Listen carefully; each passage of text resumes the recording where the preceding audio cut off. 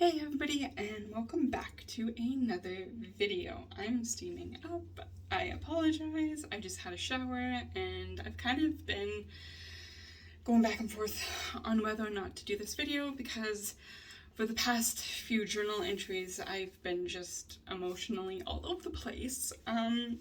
But I had a conversation with somebody and it actually ended up being helpful. Sad, but helpful. So, this past weekend, it was Thanksgiving here in Canada.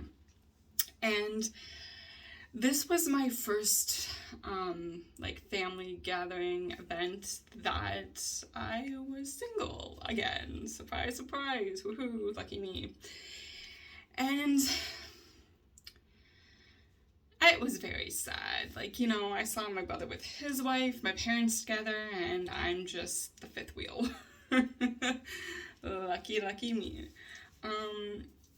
And I've kind of been realizing that this grief is different from any grief that I've been through before. And it's very, I don't even know how to explain it. It's just different. It's different grieving for a living person, if that makes sense. And, for these past journal entries of me just trying to kind of figure out my emotions, it's been an emotional roller coaster that, I don't know, it's been hard to put into words. I'm feeling very sad, very angry, very vulnerable and frustrating to lose such a big chunk of your life with somebody, and then you're kind of just left, I don't know, just moving on forward, right? I'm steaming up again. I apologize. Anyway, so I reconnected with Will, Sean, and Dave. I have mentioned them in the past, and they gave me space to process this hard time in my life. And the other evening, I was feeling very particular. Not gonna lie, I had a few drinks. I wasn't trying to numb anything. I was feeling good. I was feeling good about myself. I took a few selfies. I just felt good. I've been losing weight. I've been feeling a little bit more comfortable within my skin again. And I just thought, hey, don't be a bitch and contact these friends that have been by your side through everything. And, of course, they're being very understanding. And Dave, he's the oldest of our little pack. And I was really having a conversation with him about this. And just kind of explaining, I'm feeling so many things at once and nothing at all. It doesn't make sense, but here we are. And he brought up some really good facts. And he said, let me lay the facts out for you, Jess. I was like, okay, why not? Hello. He's like, did you love this person? I was like, yes. He's like, did you love them to the best of your ability? I said, yes, of course, and beyond that. And he says, was this your choice? And I said, of course not. It wasn't my choice. I haven't really had a say in it. And he says, therein it lies, your answer. And I was like, what answer are you talking about? He says, look, Jess, I know you. I've known you for years. And you are not the type of person to love blindly. You love with your heart. You love the person for their soul. And I said, well, yeah, okay. And he said, you did everything in your power to love this person. You loved them through the bad, the good, the in-between, the ups, the downs, the silly emotions, you're laughing at 1 o'clock in the morning or crying at 2 a.m. with them. You loved them through job loss and loss in your life, and you gave them a piece of yourself. And I said, yes. And he asked me, do you think that person loved you?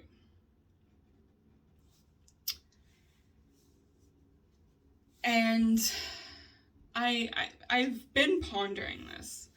Holy shit, that's weighing a ton on my head. I know this person loved me. And I've talked about this before. I wasn't their everything, and I shouldn't have to be. You know, they weren't my everything, and they shouldn't have to be, right? But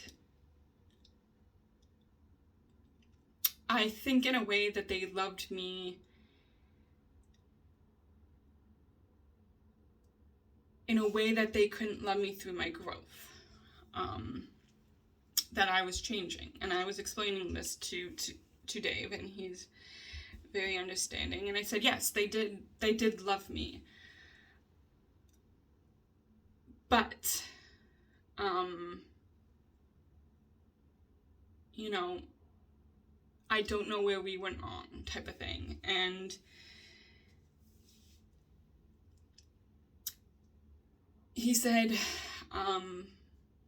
living grief is worse than deceased grief. And I was like, what the fuck are you talking about? And he said, you know, when a person dies, they're gone. They're not coming back. Very morbid, but the truth. And you grieve them for who they were.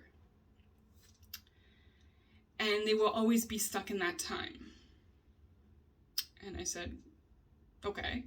He says, but living grief is different, because that person is still around. You know, one day you might bump into them, or through the months or the years that come, you know that they are still walking and breathing among you. There's a lot of things that can be said that are left unsaid. You know, there's so many things that you can do, but it's not up to you. And I said, okay, confused, but okay. And he says, look, when a person dies, you know, you can talk to them, you can talk to the universe, and you can tell all your emotions, either it's good or bad, up and down. And you know they won't respond, but in a way you can still feel them. I'm like, okay, fair. And he says, but when a living grief is walking among us,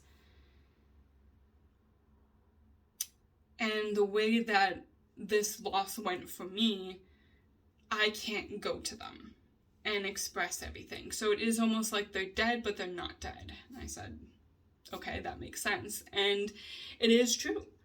Because just like a, I guess, deceased death, which is morbid, and I hate saying that, but, you know, here we are. It's unexpected.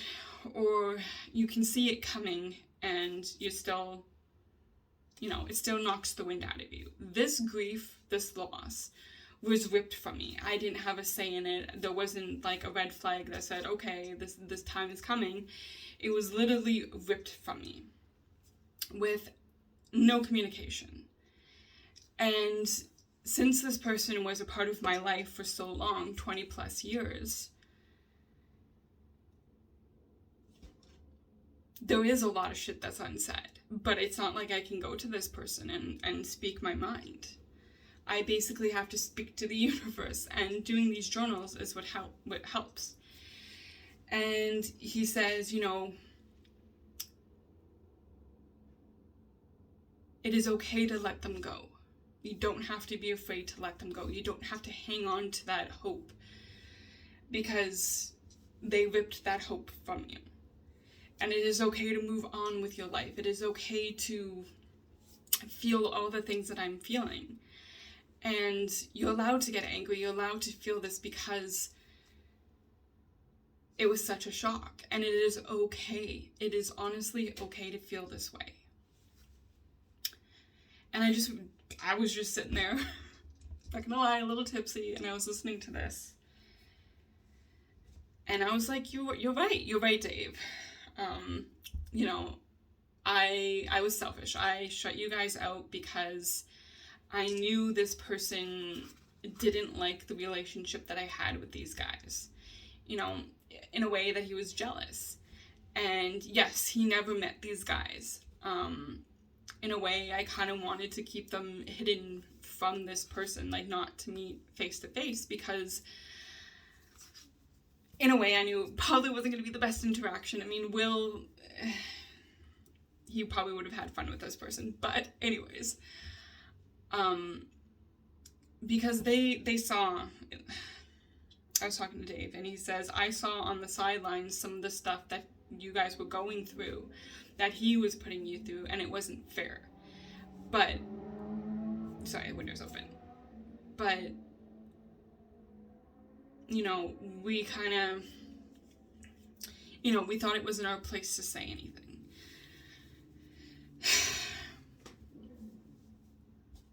Because it would have started a lot of things with this other person. I said, okay, fair enough. And he says, look, you both were, I was the mature one. He was not. He wasn't at your maturity level. And that's okay. You guys don't have to be at the same level. But at the same time, it's okay to grow. And I said, okay, that makes sense. And he's like, he got mad that you grew. And, you know, you love that person to the best of your ability, and it is okay to let them go.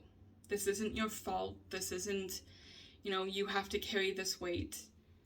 It wasn't your fault, and it is okay to let it go.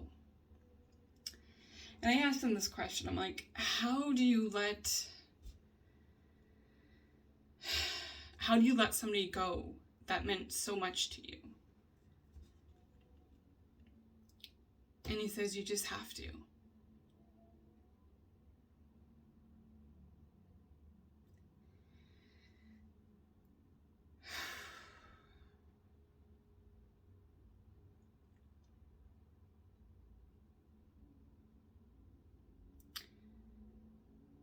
This grief journey has been a very interesting one for me, and I'm sure it's it's only gonna get, you know, more interesting from here.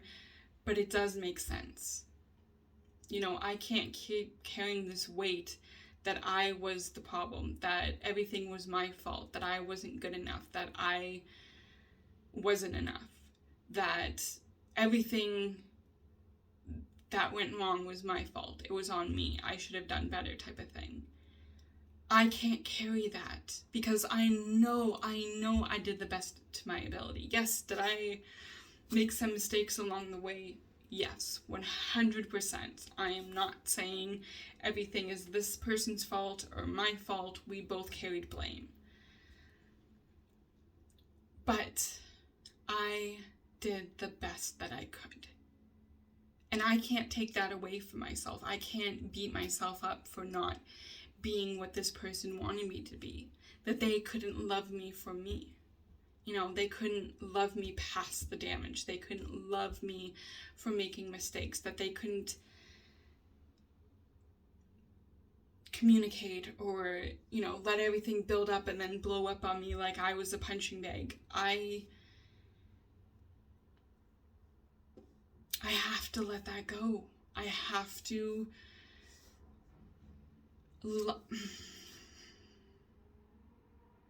I can still love that person and respect that person, but also let them go. You know, I talked about last time of them having simple respect for me. And I never lost that for that person. Yes, in a way, I kind of lost a little bit of respect for the way that they handled this situation. But I can't hide myself away from the world. I can't run away because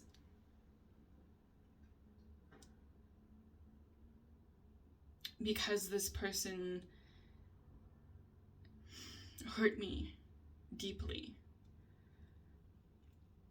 That he took a piece of me that I probably won't get back.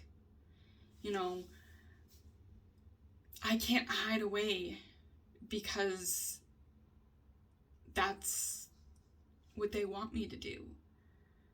That they want me to sit in a kernel and feel guilty and wait by the phone until they are ready to contact me. You know, I sent them a happy Thanksgiving text, I'm not gonna lie. to him and his family. There we go, speak English. And it didn't hurt.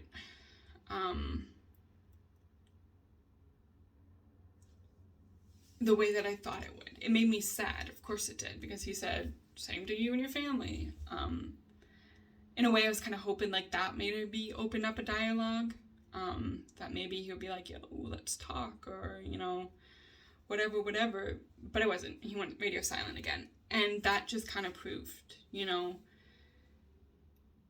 they may want everything on their term. They want me to sit and wait like a good little girl and, you know, promise to do better type of thing. And that's not fair to me. That's not fair to my heart. That's not fair to my head, my soul. That's not fair. And I can't put that on myself. You know, one day, you know, when they want to pick up their car key, or they're ready,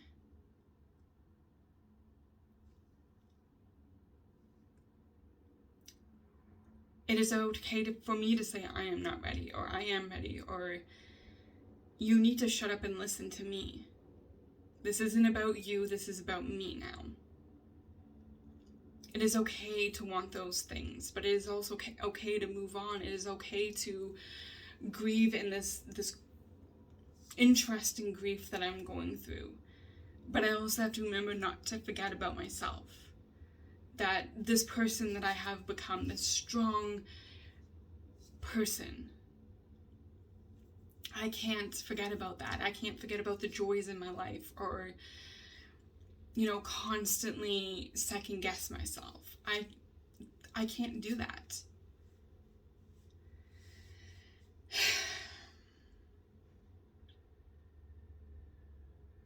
And I'm so glad that I contacted my 3 musketeers again, because it is so hard to see the friendships that I made through this person, and those friendships promising me that they would never, you know, turn their back on me, have them turn their back on me, and then move on with this person that devastated my life, and act like everything's okay, having them have family functions together. And those are family functions I used to go to. It's sad. It is heartbreaking. It is absolutely devastating, because I was once a part of that life. I craved that life, that love that I had for that family and those friends. I absolutely 100% miss it. And it is devastating that I don't have those relationships anymore. That everything got pulled from my life because of this one decision that this one person made, without even having an honest conversation without me. Without hearing what I had to say. It was always about them, the way that this went. And because I lost so much, I just didn't know where to put my grief. I didn't know where to put my anger. I didn't know where to put my sadness. And knowing that I had these 3 musketeers waiting for me, cheering me on silently, and they knew that I would come back to their friendship when I was ready, you know, and they welcomed me with open arms. They didn't judge me, they didn't yell at me, they didn't scream at me, they didn't tell me I was this horrible human being, that I was wrong, that I was a naughty person, that I was a bad girl. No, they opened their arms to me. They accepted me. And yeah, I feel absolutely guilty from cutting them out of my life, because in a way that's what I thought that this person wanted. They, you know, they didn't want me to be a part of their life, and I didn't know how to balance that, and I admitted that to them. I talked to these 3 musketeers and I said, I'm so sorry, I just didn't know what to do. And, you know, they told me that they would always be a part of my life, that they weren't going to give up on me. They were never going to give up on me. And to be reminded that there is good in this world, that there is good human beings that will not give up on you. And I thought, you know, everybody did. You know, this one person that took all our friends with him and said, he would never give up on me, or never turn his back on me, and here he did. He walked out of my life without anything, and I shut the world out because I was like, hey, that's it. When these 3 friends were waiting for me, do I ever think I'm gonna date again, or be in a serious relationship, or be married? I want to, but I don't know. I don't honestly know. I want to open myself up to other human beings again, but being alone doesn't scare me like it used to. Having friends that love me for me, and family that love me for me. It's been an interesting grief process, and I'm very thankful for those people in my life. And this probably won't be the last video that I'm talking about this, or doing a journal entry, but I just want you guys to know that I'm okay. I am going through this interesting grief process, but I'm okay. I'm allowed to be sad, happy, angry, all in this crazy emotional bundle, but I am okay. I am okay, guys. I am going to be okay. And I just want to appreciate and say that how much I appreciate all of you for watching these videos, for cheering me on silently, from sending those messages into the comments, or messaging me through Instagram or Facebook, or sending me texts. I really appreciate it, guys, and I love you guys for all the support. You guys have been amazing, supporting me through my book journey of releasing that book. I am very thankful for all of you, and I love all of you very, very much.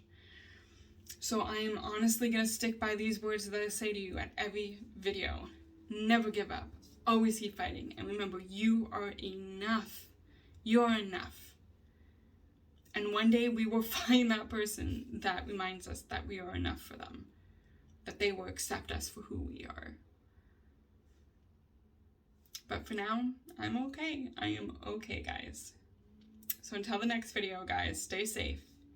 And I love you guys very much.